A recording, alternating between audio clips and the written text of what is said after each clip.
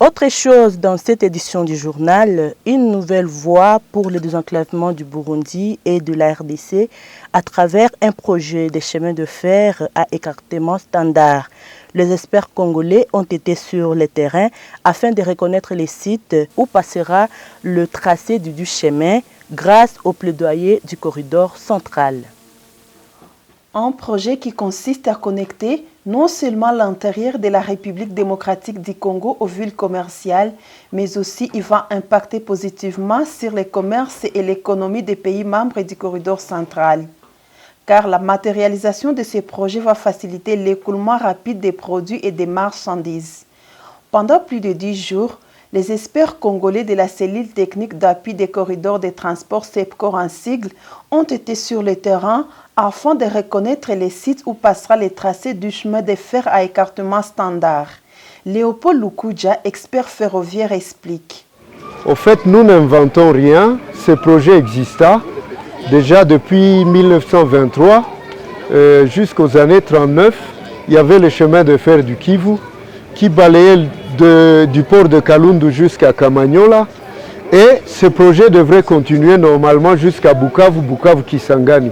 Mais malheureusement, à cause de la Deuxième Guerre mondiale, ce projet s'est arrêté. Donc, ce que nous venons faire, ce n'est rien de neuf, mais nous voulons, n'est-ce pas, rééditer cet exploit-là pour permettre, n'est-ce pas, la décongestion de tout ce qu'il y a comme trafic et de permettre la fluidité non seulement des personnes, mais également des marchandises et pouvoir, n'est-ce pas, donner une opportunité à toute cette partie de pouvoir se lancer dans toute activité et de baisser les coûts de transport pour cette partie qui souffre réellement à cause des difficultés de transport.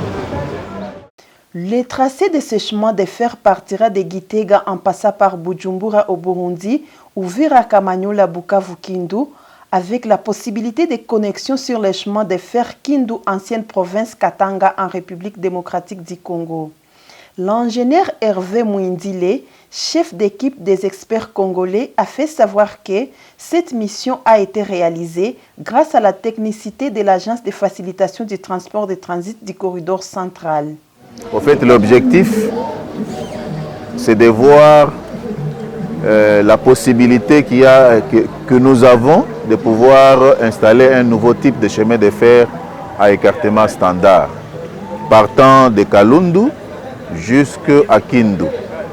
Et d'ajouter que cette étape franchie va permettre d'accélérer ces projets intégrateurs des pays membres du corridor central. L'impact est important du point de vue économique.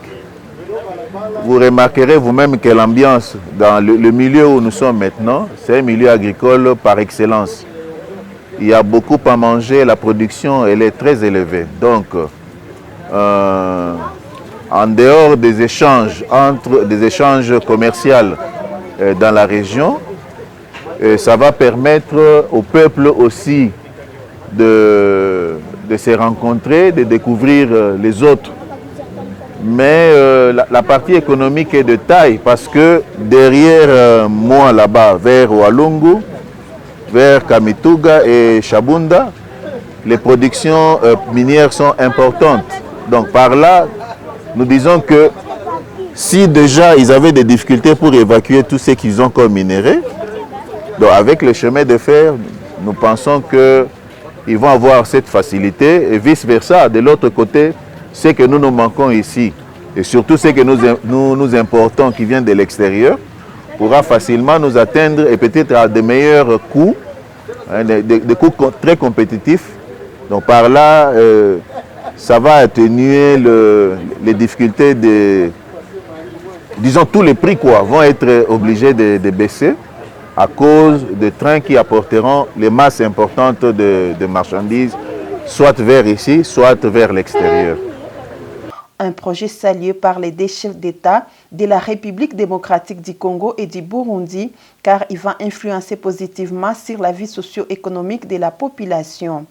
Ces projets s'inscrivent dans le cadre du mémorandum d'entente signé à Kinshasa au mois de juillet 2021 entre le président congolais Félix Tshisekedi et son homologue burundais Évariste Ndayishimiye dans les soucis de la modernisation des infrastructures de base.